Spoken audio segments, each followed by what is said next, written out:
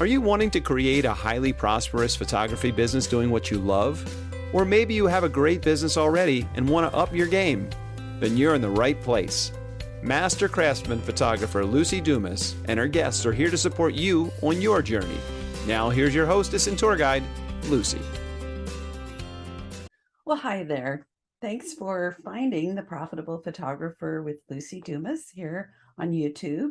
If you want more, you can just go to any podcast channel and find the show, or go to lucydumascoaching.com, Lucy with an I, to learn more about me and to listen to shows.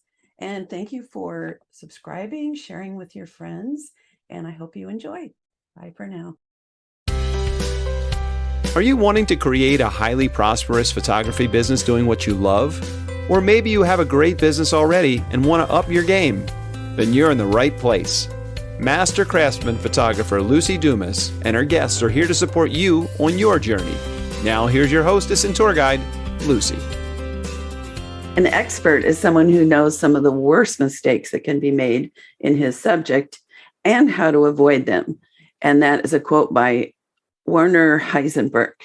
So welcome again to The Profitable Photographer. I'm super excited that you have found this show. I'm just so grateful. And just a reminder to go to lucydumascoaching.com, Lucy with an I, and you'll see some gifts. You'll see an online course you could register for, or you could just get in touch with me. I'm really so jazzed to have Jason Marino on the show today. I met him at WPPI, and he was on a panel discussion, and I just loved his energy and his insights. And so you get to love that too. So Jason, welcome to my show. Hey, good morning. Yeah, I hope everybody loves it. Yeah. If they don't, drive on. Yeah, I guarantee your money back. Yeah, exactly. So Jason is known throughout the photography industry as a lighting, business, and client experience expert. Along with his wife, he co-helms a multi-brand photography company in a dusty Arizona town just outside of Vegas. Is Kingman on the Highway 66? Yeah, it sure is. Yeah. Yeah. So if you've heard that song about that, you'll hear Kingman is one of the stops. Yeah. It says Kingman, Arizona. Yeah. That's right. Okay, let's just sing today. Don't forget Wawona. No. Pomona or something like that. Yeah. Yep. Oh, now that'll be in my head for the day. So he has a client roster that spans the globe, a bustling studio that has grossed well over $1 million in recent years. And he keeps a busy speaking calendar, which I'm glad to hear about that.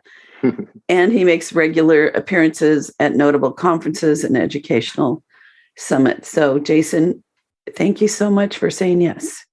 I'm glad to be here. That's quite a biography. I didn't realize how it sounds when read back. I know. So in a nutshell, I would love to hear just how you got started or why you got started in the photography industry. What's your training or what's your... Yeah, well, the photography industry is kind of an accident. My wife intentionally has been a photographer since she was in high school. She's always had an affinity for it and was a huge enthusiast and hobbyist. And then as she became an adult, she wanted to go to school for photography, ended up going in a different direction and, became a business owner, but always maintained, photography on some level and would do work on the side and things like that here and there on weekends and just kind of occasionally. When we met back in about 2005, she was like, yeah, I do photography as well. I shoot here and there. And so it ended up that my sister asked her to photograph her wedding, I think in early 2006. A couple of my bandmates asked her to photograph their weddings in 2007 and 8. And right around that time, I thought, this is really fascinating. I kind of want to, get into this with you because I was watching her work while I was at weddings. And so I, at one of the weddings for one of my bandmates, I actually grabbed like this little cheap point and shoot she had and asked her if it was okay, but I took a few pictures along with her and immediately fell in love with the process. And after a little bit more time of that, I, just here and there, I was like, hey, maybe we should do something more with this and maybe make it a bigger part of our life and create a real business. And so we had that discussion and decided to do that. And around 2008, 9, we did it for real and, got extra equipment so I could shoot and turned it into an actual business. And it quickly kind of blossomed from there. Awesome. Yeah. So Kingman's not a very big town, correct? No, it's not very big. There's probably, it's not tiny, but there's about 30,000 people that live here. But we're in the middle of all these other major cities. So we're, 90 minutes from Las Vegas. We're 2.5 hours from Phoenix. We're 4 hours from Southern California, Inland Empire, 5 hours to LA, Flagstaff, Sedona, Prescott. We're near everything within just a short drive. So our business was never particularly focused in Kingman, actually. And we really quickly had our business focused in bigger cities. So we were immediately working in Scottsdale and Phoenix, Las Vegas, and just other big cities in the region within, 100, 200 miles from here. So what I appreciate about you sharing that is I read a lot of posts in Facebook where people say, I just don't live in an area where I can charge that or I can have a thriving business. And I think that that's encouraging for people to think about, oh, well, what's within 5 hours from me and expand out. So, think bigger. And at the same time, if there's nothing for, 10 hours from us, maybe we might want to move, right? Yeah, that's tough. Now, then the thing is that, our story really kind of progresses and changes, going into 2016 after many, many years as wedding photographers to where we became portrait focused and didn't want to travel because over that time we grew to be our company and recognition kind of went up really quickly. And by 2012, 2013, suddenly it was, hey, you guys are in demand. Can you go to another country? Can you go to the other side of the country? Can you go to all these different places? And by 2015, we were we were shooting about 20 or 25 weddings a year, which doesn't sound like a lot for some people, but we also had like 4 kids that were in elementary and middle school, and they were all becoming athletes and spending a lot of time competing in sports. And we were gone like every other weekend. And then we were also stuck in our office for the week and a half we were home before we had to leave again. Mm-hmm. So that got really old really quick, and we just didn't want to keep doing it at that speed. So we discovered that we could transition into portraiture and work more close to home and even at home and make the same money, make better money. And that's what we decided to do. So, yeah. Yeah. I did weddings, Jason, for 12 years. And at a certain point, my max was 30 per year because there's so much work involved. And I wasn't flying all over the country and the world. So, yeah. And I had no kids, and it was still a lot. So how did you make that transition? Well, we took a week-long educational course in person with a gentleman named Steve Saporito from Australia. Yeah, we're good friends. He's been on my show. So, right. Hey, Steve. Yeah, so we learned a whole bunch from him, and also learned a lot from our friends at Fundy Software and Andrew Funderburg. He helped a lot, like helping us kind of sculpt and change our business to what we needed it to be. And we took parts from what Steve told us or taught us and applied it to how it would work best for our business instead of for everybody. We wanted to adapt it to us. So we took the parts we loved the most, used those, worked with Andrew, and found an approach that's best for us. And here we are. So do you still do weddings if someone asks, or did you do nope, I'm done? How did you negotiate that? We don't advertise them anymore, and we don't really make any effort to get them. They just kind of occasionally one will come to us. So we actually have 2 of them we have one booked for later this year that we just booked. And then we have one next year in April, and that's it. So usually about one a year, and it's got to be something we like with people we like and somewhere we want to be, or just with a really cool kind of vibe to it or something. So it has to really coalesce into something that we want to be part of. We won't just kind of take anything because the money of it isn't really that important at this point. Right. So you didn't hire someone to do your weddings and add them to your company. No, we tried that years ago. we had an associate shooter, and it was just incredibly complicated, and it wasn't a good fit, and it just really just wasn't a good thing for us at all. And so we quickly decided that wasn't a good idea and moved on. Yeah. Yeah. So I know that you have two studios. You have a high end and a volume studio. Is that correct? Yeah, we have two different businesses. Yeah. We have a portrait studio here in downtown, like right off Route 66 and like our old vintage, downtown area, which is really cool. But we also run a separate business that is a volume school and sports business, which is crazy because we never in a million years thought we'd be doing something like that. And it's funny because it's quickly become like its own pretty incredible business of its own. It kind of blows our minds because, again, it was kind of a joke at first. It was just something we were doing for fun. And now it's actually a serious business. So with that, I'm assuming you have associates that help you with that. Yes. Yeah. So with that business, we actually have staff. It started out with Joe and I just doing some sports here and there, and the two of us working, and it quickly grew to like having 5 or 6 or 7 employees.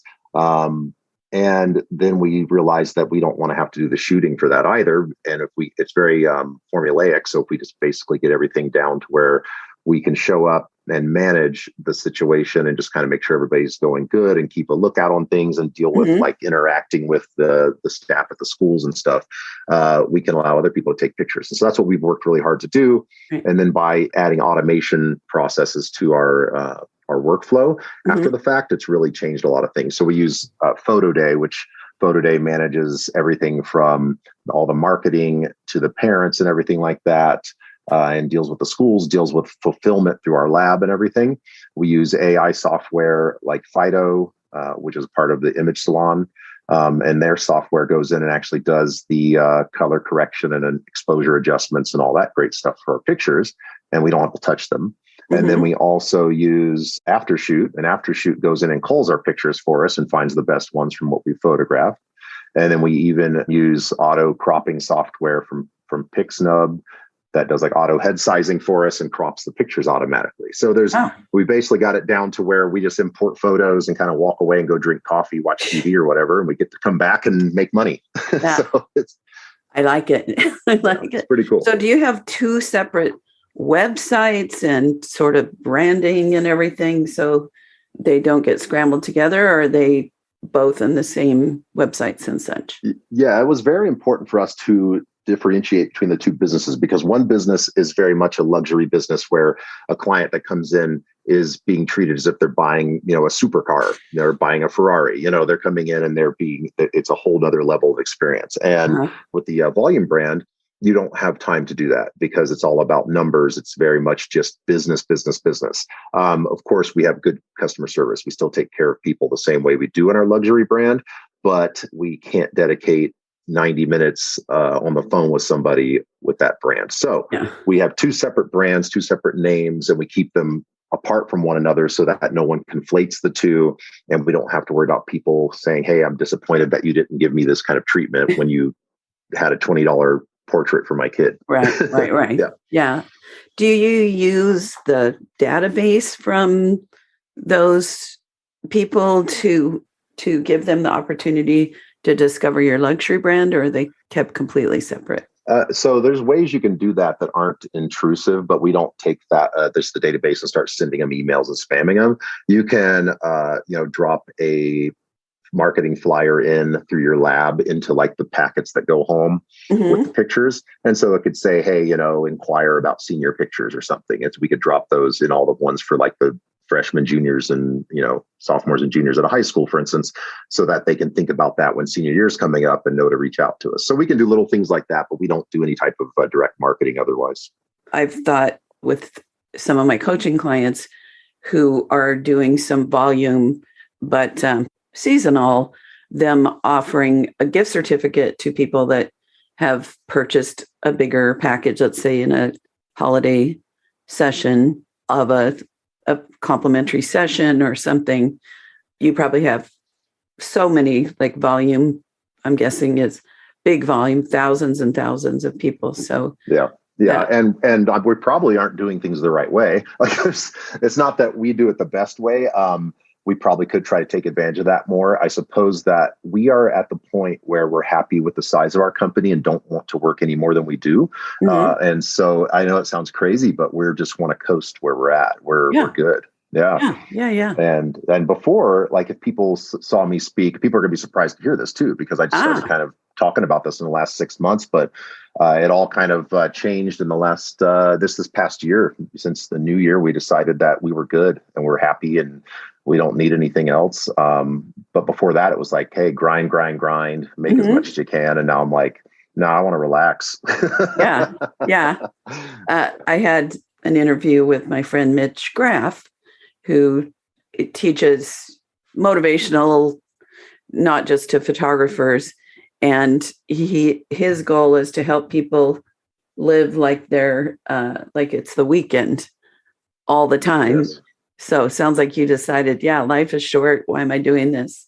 So I'm sure now it's easier for you to get clients because you've been out there, you're visible, you've got probably a lot of great referrals. As you were switching to weddings to portraits and then got traction in how to attract your ideal clients, what are some of your best marketing plans that worked for you?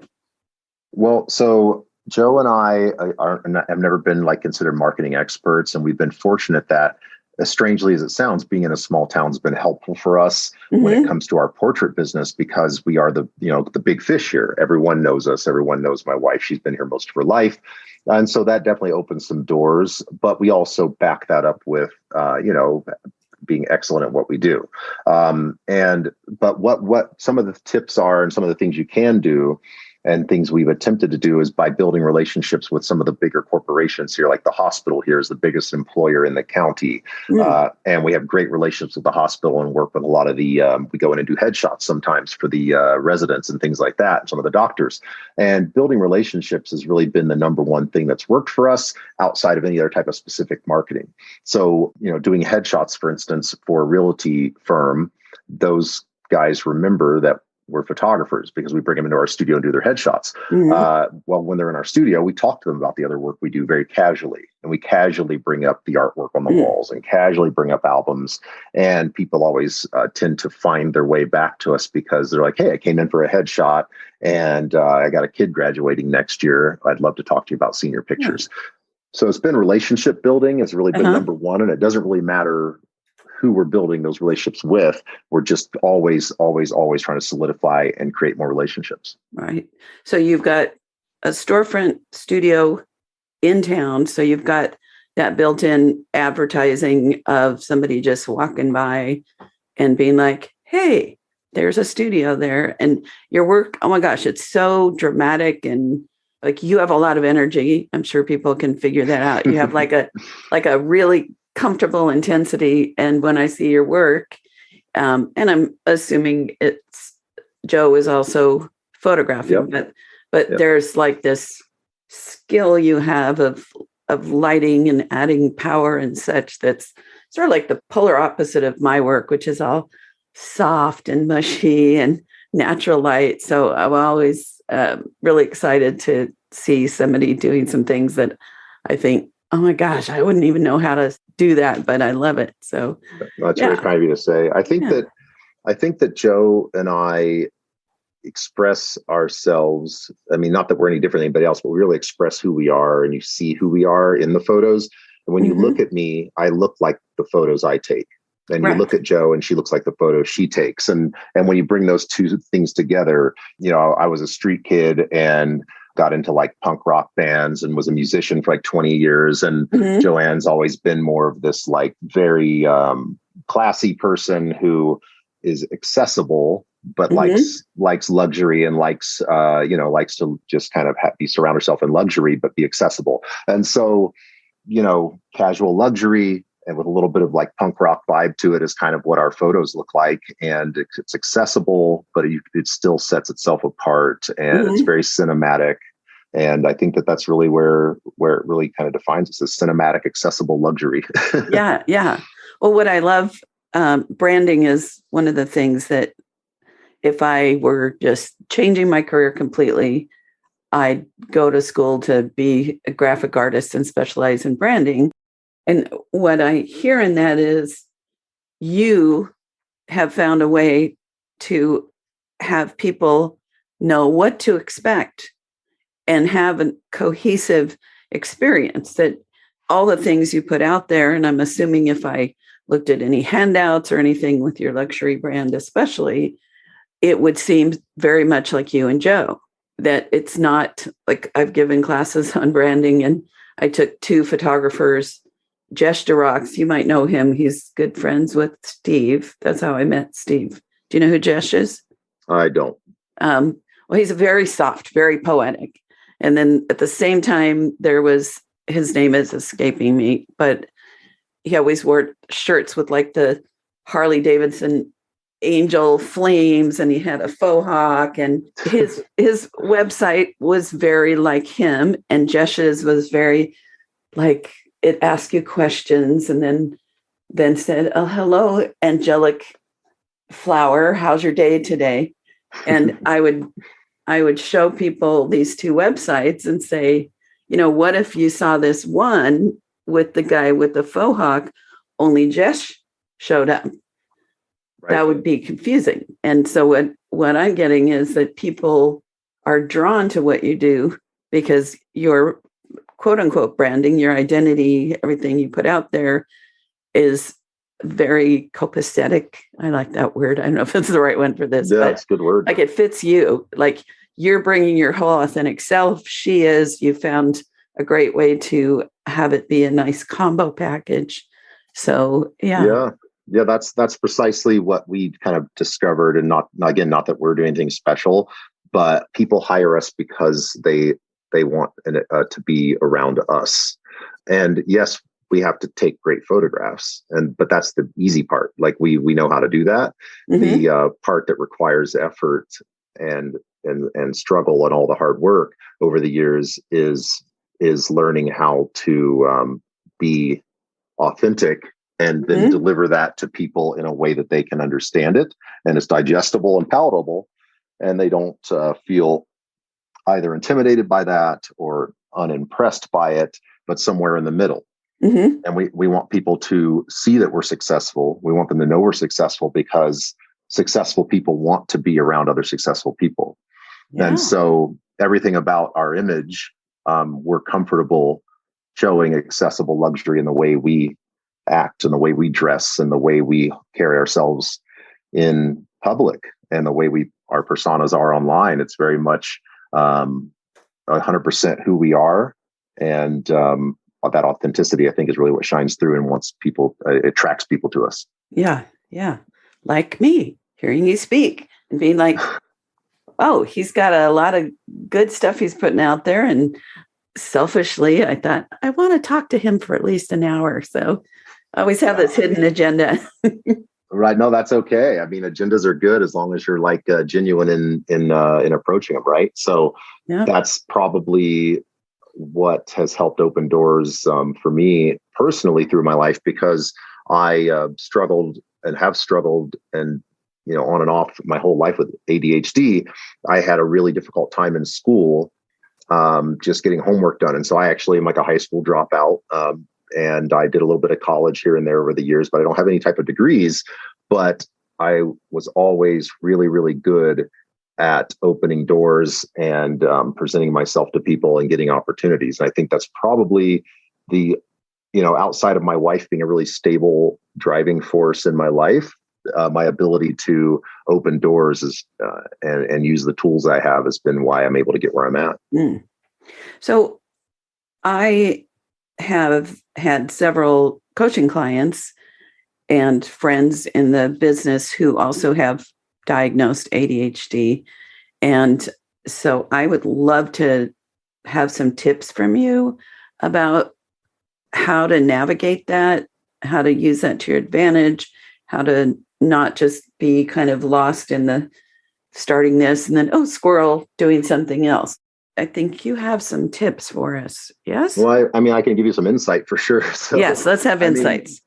For me, I didn't deal with mine, like when I was a kid, of course you can't deal with it on your own. And also back going into the 80s and 90s, it was very much, they just gave kids Ritalin and sent them on their way, or they didn't do much of anything about it. I ended up on the side where not much was done about it. It was brought up a couple of times when my mom would meet with the school counselor to figure out why I don't have any good grades yet. I get like 100% on every test I take. How come he can't sit down and do his homework? Why can't he sit still in class? Why is he, always have a million things he's starting and can't finish them? And it was more questions than answers. And I imagine, my mother and I have talked about it, and there probably could have been some more that was done, but it just really wasn't. And unfortunately, that really stunted my growth as a person. And I always feel like I'm about 10 years behind where I should be. But what really changed for me is I basically spent my entire adult life, and I'm 46 years old. I'll be 47 in July.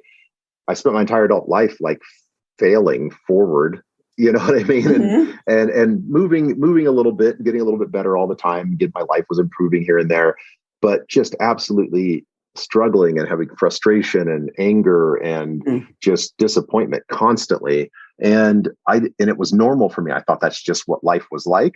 Until about a year ago. It's been almost exactly a year that I was inspired by a friend of mine who made a post in a private Facebook group mentioning that he has ADHD. He went and saw a doctor, and they helped him, with medication, and immediately changed his life. And I was like, well, that's crazy, but I got to do that because I just can't live like this anymore.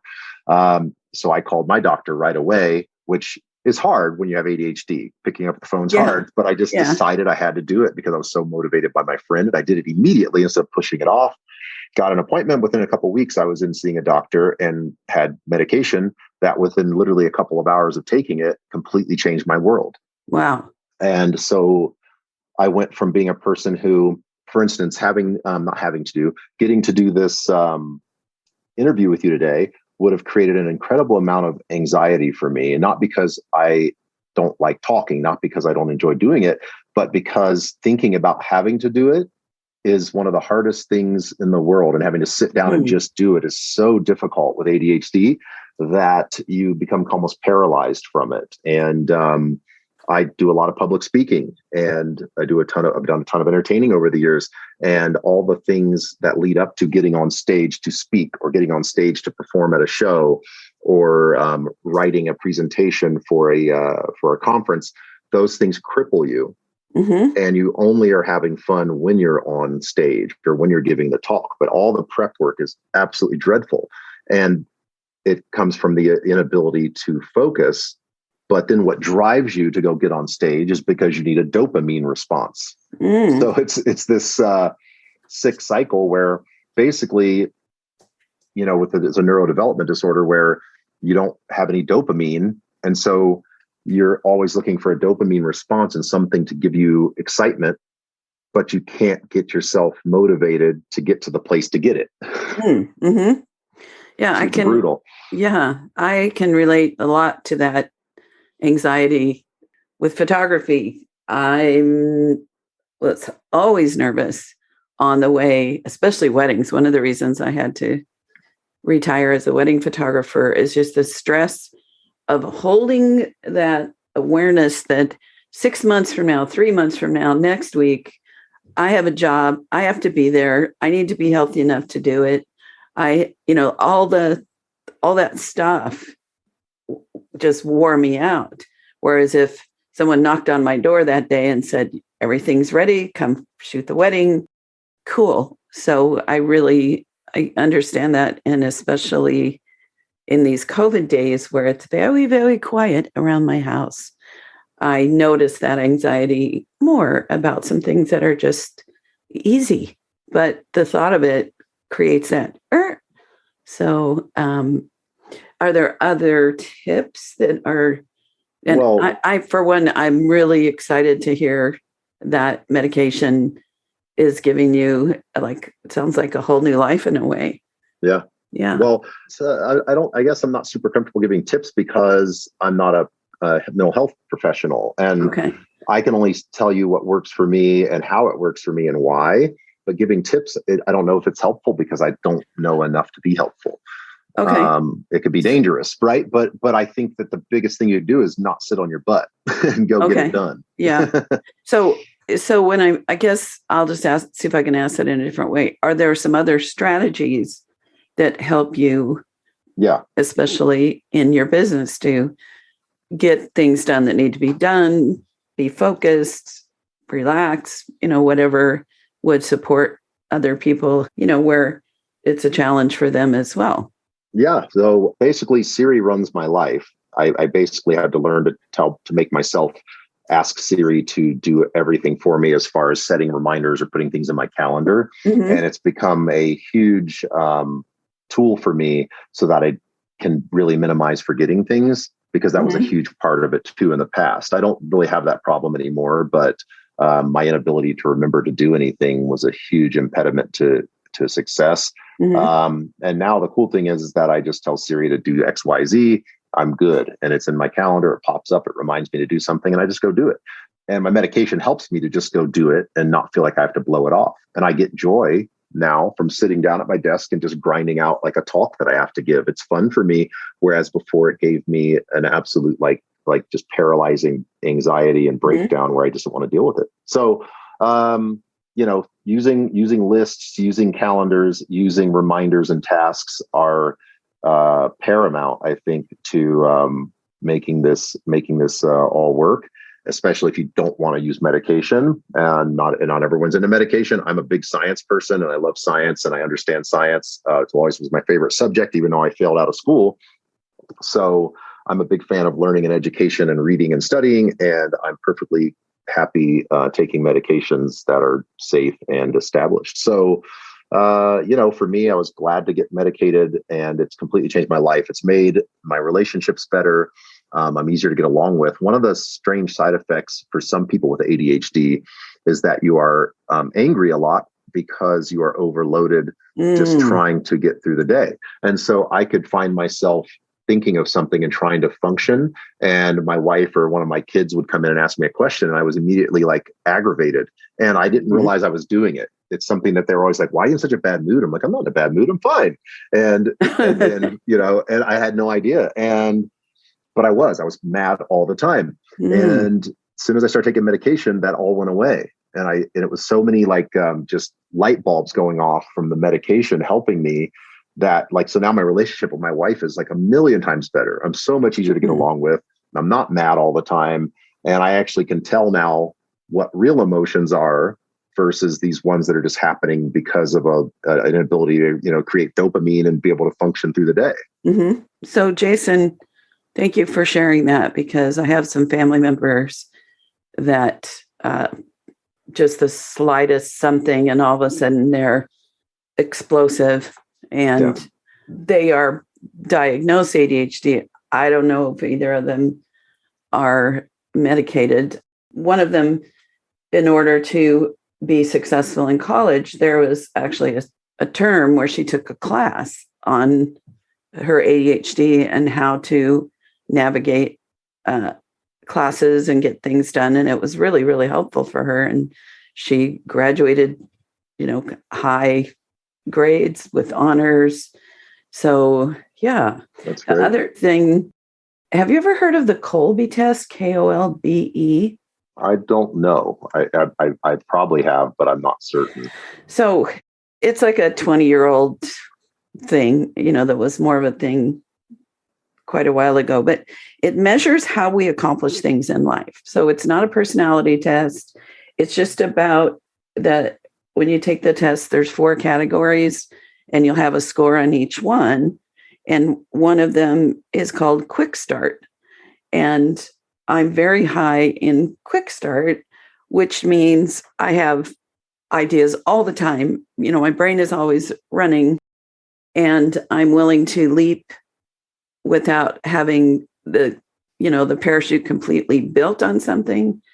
And working with my coach, what she helped me do is categorize what's 2 things I'm going to accomplish by this month or next month or the next 3 months. So when the spin happens, which some of it is just, creative thoughts, I could do this, I could do that, I could do this. that I can reel myself back and say, thanks for sharing. Right now, this is what we're working on, and these are the next steps. And I love that you said list, because I make those tasks and those lists so that I can reel back to, okay, like I would not have gotten this podcast launched, and I would not have gotten in the habit of reaching out and finding people and, making sure I got things to my editor if I hadn't put that as, for these 2 months, it's like these tasks are on fire. The other things, just like it really helped me not be distracted by my own potential of everything I could do. So listeners, it's KOLBE.com. It also took guilt away from me, because I always wondered how I could have had a 40-year successful career, given that in my mind, a certain way that we're supposed to be organized in order to be successful is not how I've lived my life. And what I discovered is, if I had had all of the things in place and doing them step by step the way that I think I thought I should, for me, it's like an anchor, and it weighs me down, and I never would have been able to fly. So yeah, our brains are so interesting and fascinating. It's incredibly fascinating stuff. Yeah. So I'm also thinking that finding ways to just build in dopamine, endorphins, all of that, keeping that in our regular schedule makes it like I was addicted to my own adrenaline, which when I got tired of that addiction is when I had to quit weddings, because weddings are such an adrenaline rich opportunity to be my own chemical factory. Do you know what I'm talking about? Yeah, absolutely. Yeah. After I started taking medication, I started feeling emotions on things and started getting goosebumps. Like I didn't get goosebumps I forgot they existed because I didn't get them because nothing ever made my spine tingle. You know what I mean?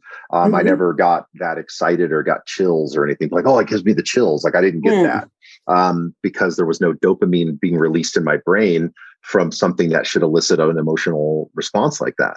And so it was very strange when I started taking medication, and still it's a year later and I can get chills just talking about chills versus never feeling things like that, never getting any excitement.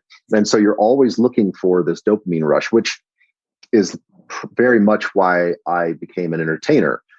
Being on stage gave me something that just was gone 23 hours out of the day, but that 1 hour I could get on stage just energized me and gave me everything I needed. And I was always trying to fill this like empty void in myself, which I didn't understand why it was there. And it was my ADHD and lack of having a dopamine response, and just being on stage and becoming an entertainer is kind of naturally where that led to. And a lot of us, a lot of creatives do that. A lot of creatives suffer from ADHD and deal with ADHD, and a lot of entertainers do. And it's a lot of mental health stuff that goes on for anybody that's in entertainment or arts. Absolutely. Yeah. Because otherwise we'd be comfortable sitting in an office typing. Right. or something. Right. Yeah. Thank you for sharing all of that. And I can just sense that there are people listening who this is giving them comfort, knowing that there's the ability to be as successful as you've been and will continue to be, I'm sure, along with whatever might be some challenging factors. So, thank you. I know it does a lot of service for people to know that they're not alone, and that it's like air quotes, a challenge, but not something that can't be, I wouldn't say overcome, but managed. Like I discovered several years ago that I'm what's called a highly sensitive person, HSP. And there's a great podcast called Unapologetically Sensitive, if anybody wants to learn more about that. And it's a gift and a curse because everything is loud. If I had a tag on my shirt right now, it's all I could focus on. When I was a kid, my mom had to clip the elastic on my underwear or I couldn't pay attention in school. Oh, wow. And yet it also gives me the ability to kind of feel what my clients are feeling. Being highly sensitive means I can pay attention to light and the birds and all kinds of subtleties in life that are beneficial as an artist. And also, is really makes life really fun and wonderful. And I have had to discover tools to help me use it to my advantage and also to share with people around me that can be frustrating. Like, I don't know, like in a restaurant, if we are seated where there's a vent and air blowing on me, it's like, I have to move. I can't just get over it. So all of those things that are how we're wired, knowing that it's okay, it's not a roadblock, and it can be a blessing. Anyhow, so thanks for sharing all of that. Yeah, of course. Well, we have just a little time left, and I know you have some expertise in helping your clients build trust, which leads to better sales. I want to share something interesting, though, as I was searching for my quote that I started with from Werner Heisenberg about quotes about experts. 90% of them were negative. It surprised me. They were like, an expert is something who thinks they know everything in the world and accomplish nothing. So I was surprised that the word expert has that kind of connotation. Yeah, pushback. I was just curious. So if someone wants to search that, I had to keep searching for something positive. I was excited to learn that one of the things you like to share about is building trust through being an expert. And when I'm coaching in my sales program, the core of it is to position ourselves as the trusted advisor. So we're kind of on the same page with that. So can you share more with our listeners and me about what do you mean by client experience and being the expert, which leads to trust, which leads to better sales?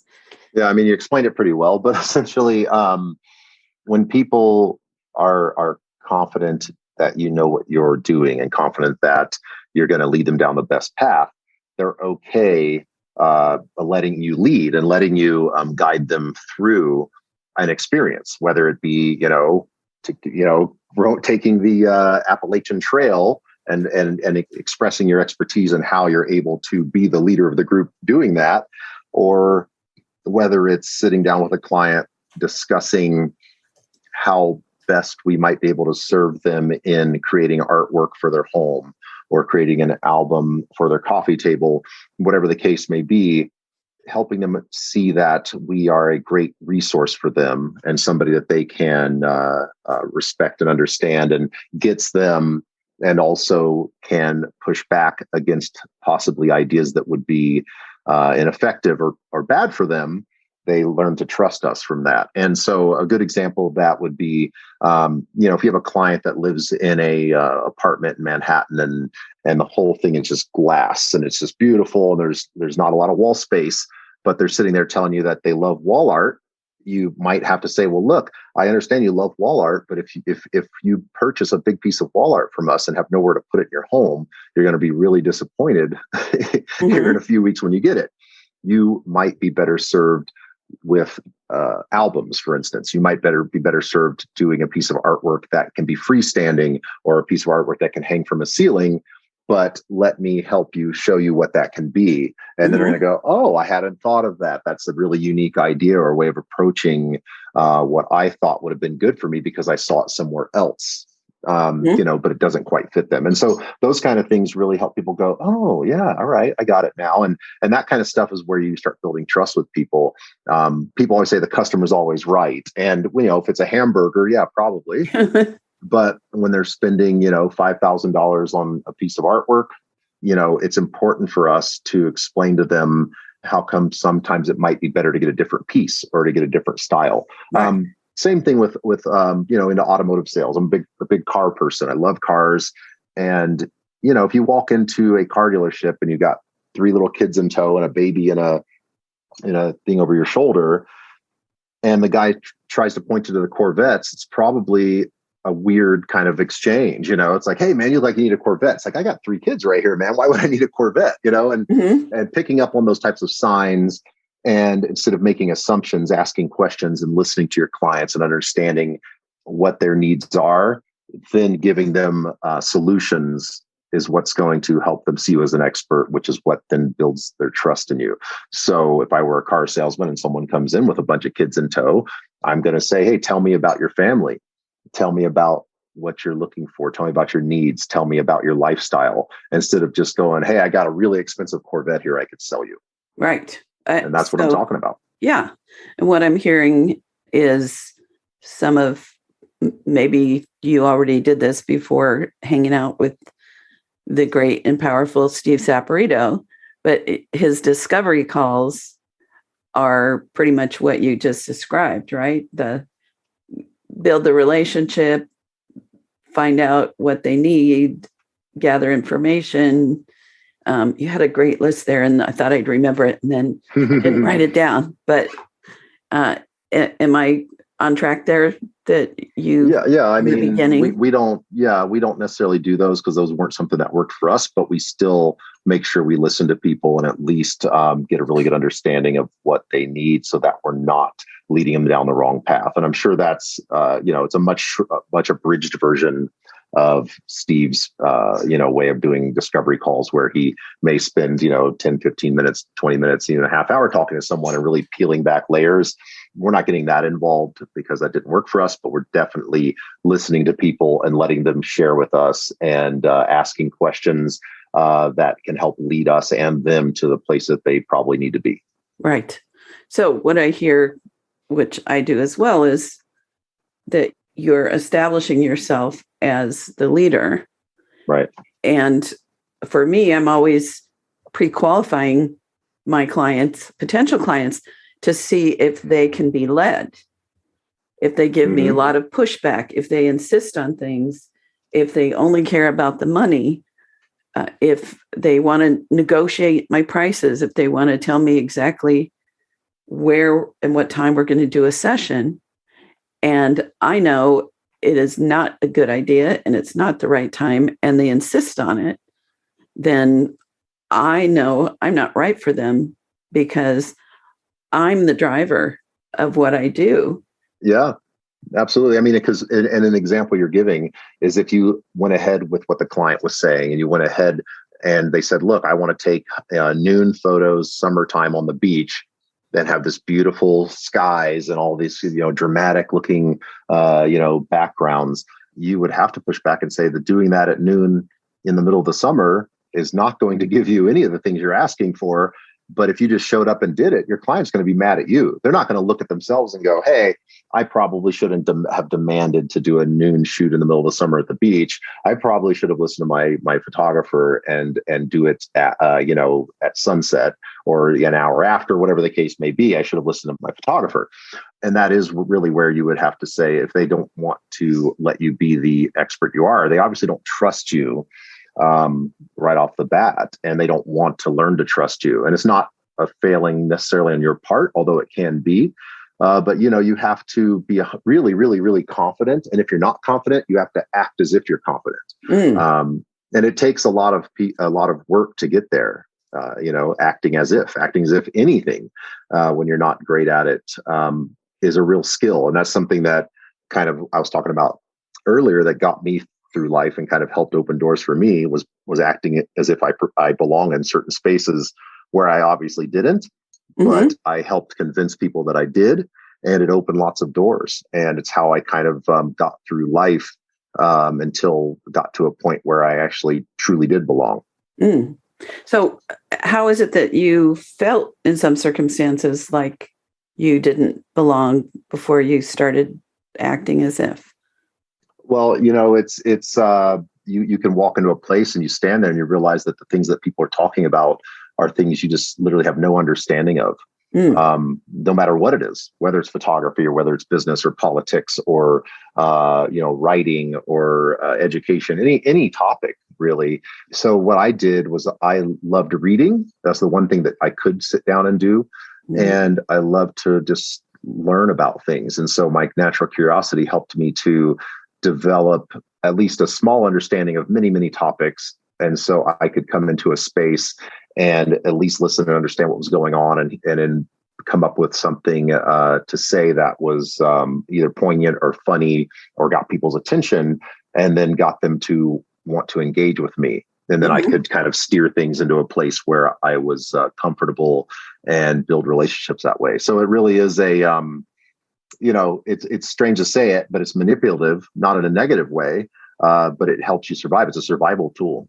Right. When you have nothing else. So I learned to survive by learning how to insert myself into places I didn't belong or wasn't supposed to be, and then creating opportunity for myself. Right. So then people are comfortable with you and they're not sensing your own discomfort.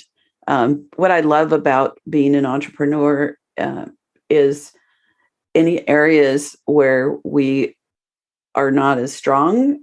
It may be like with being the leader and the expert. Maybe some people have a hard time saying no or asserting their own opinions, or are not comfortable in certain environments around certain people.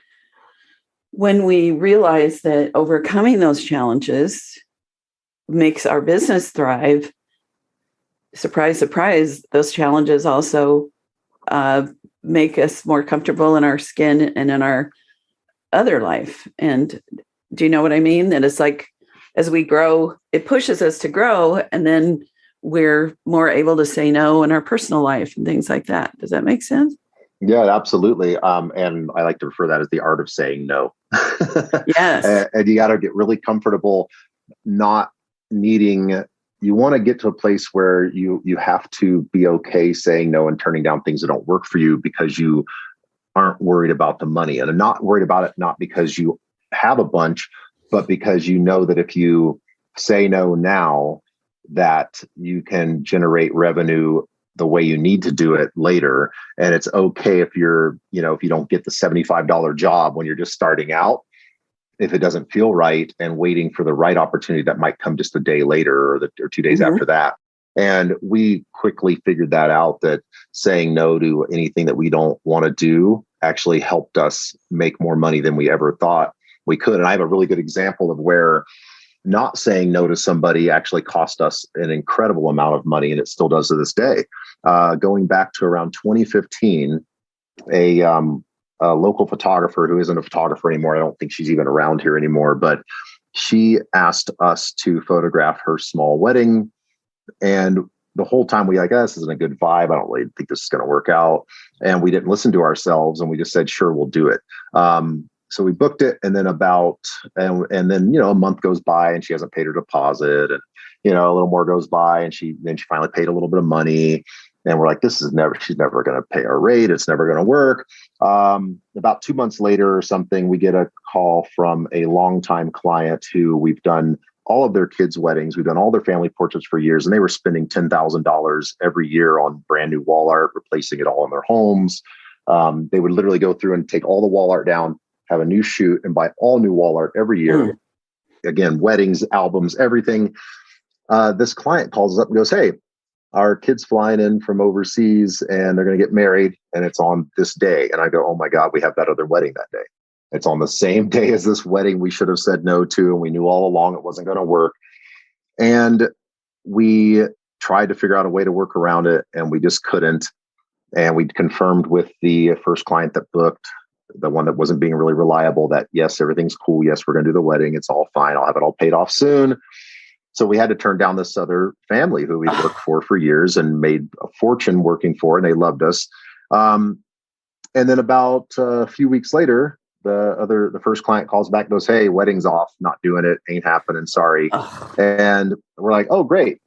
And so we called the second client who we'd always worked with and who was, we'd done great things with. And they were like, sorry, we hired someone else. And so you guys aren't doing it. And we never heard from them again.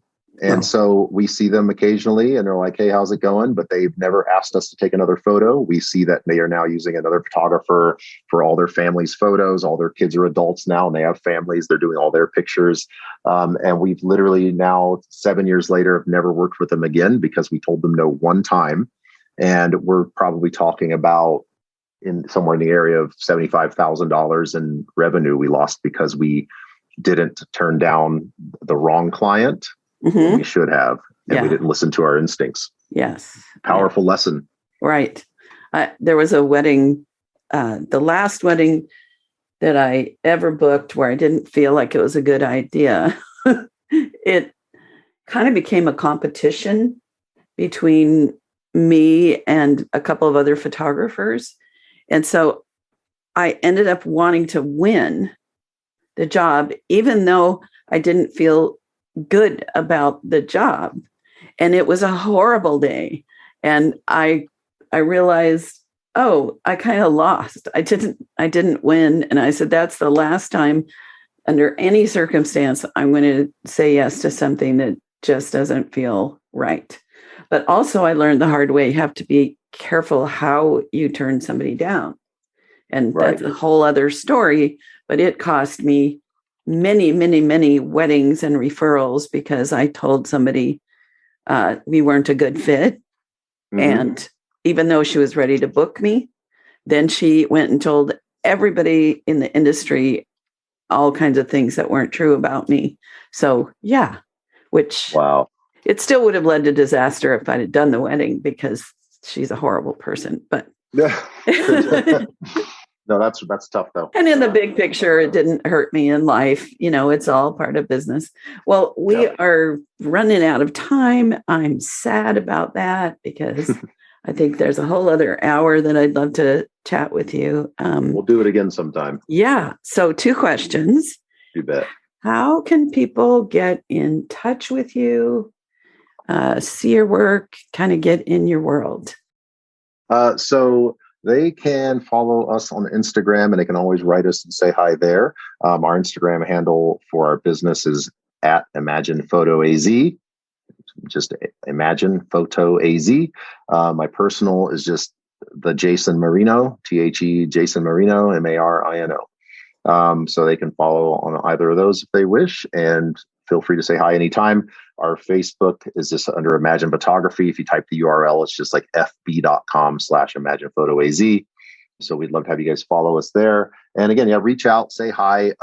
We're always happy to talk with people, and you can definitely see us. We'll be at Imaging USA in 23. We'll be at WPPI in 23. I'm going to be at Portrait Masters this fall. I don't think it's been officially announced. I'm probably going to get in trouble, but I'm going to be emceeing Portrait Masters. So in Phoenix, and we'll be doing lots of fun stuff like that. So you'll see us all over the place. And if you ever want to work with us, I know you've got your own business going on, Lucy, but we do different things, of course. But if anybody ever needs, a little bit of help learning about things from us, we're always happy to do that too. So you're welcome to do that. So yeah. And that is all in the show notes. If people are like, wait, I didn't write that down, check the show notes. So is there either something that you haven't shared that you'd be like, oh, I wish I'd mentioned that, or just a last thought, what you would like people to ponder in their hearts as we bid a fond adieu? Well, I want people to, if anybody was like me and really has dealt with ADHD for a long time and just can't seem to figure it out, I really encourage them to go to a professional and talk about it instead of just trying to do it on your own. I mean, there's a reason people are professionals. There's a reason they're experts. We talked about this. Let them be experts and trust them. And if things don't feel right, find somebody else. But you really do need help. It's okay to get help. It's okay to ask for help. And it's okay to be open about that, because being open is what helps other people. And my friend being open is what helped me. And it's changed my life completely. So please get the help you need and watch your life change. Thank you. All righty. Well, I want to remind people to stay tuned for my quick wrap up. And Jason, thank you so much. This has been a lot of fun, and I just love your energy, and I feel like charged and ready to have an even better day today because of this conversation. So thank you very much. Very kind of you. I'm glad to be here. I appreciate everything and appreciate you being persistent and getting me in here. Yeah. Thanks, Jason.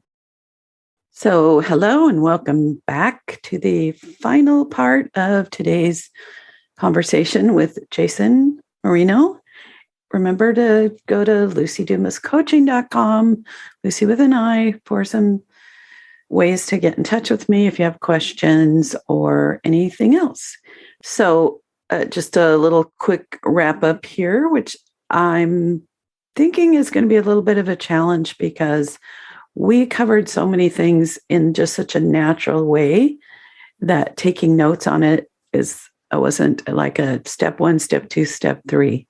But we found out a little about where Jason came from and how he built a wedding business, and then how they decided that it was too much work. They had 4 kids, so they shifted to portrait photography.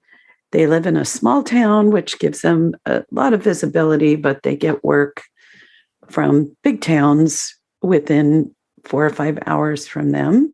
We talked about how he has a luxury business that he calls accessible luxury, and he has a volume studio, and how he keeps those completely separate to avoid confusion. We talked a little bit about the power of authenticity as we communicate to people who we are and what they can expect, about the power of knowing yourself, being yourself. And then Jason shared with us some of his challenges with ADHD and how for him a year ago, medication made everything in life work better for him. He's careful to say that he's not telling people to run out and everybody get medication, but to get help and see if there are ways that you can manage any mental health issue to make things work in our business. And then we talked a lot about the client experience, building trust, becoming the expert, acting as if we're confident, and so many other good things. So keep listening, keep growing, keep imagining that I'm sending you a great big hug from here in my home in San Diego, California, USA, world. And that's all for now. Bye. You have been listening to The Highly Profitable Photographer with Lucy Dumas. If you've enjoyed this podcast, please rate, subscribe, review, and share. To connect one-on-one and learn more about our coaching programs, just go to lucydumascoaching.com. Until next time, go have fun photographing and selling your work.